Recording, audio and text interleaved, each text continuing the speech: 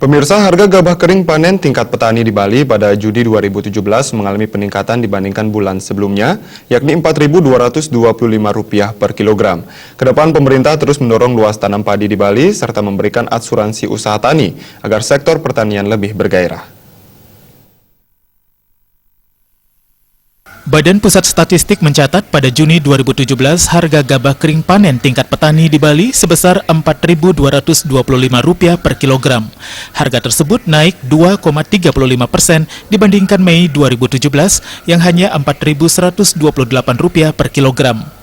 Begitu pula harga gabah di tingkat penggilingan naik 2,21% dari Rp4.198 menjadi Rp4.291 per kilogram.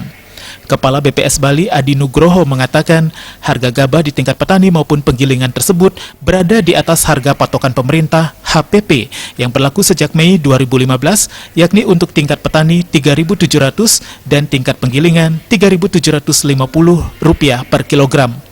Hasil pemantauan harga gabah itu dilakukan di 7 kabupaten di Bali, meliputi Jemberana, Tabanan, Badung, Gianyar, Klungkung, Karangasem, dan Buleleng.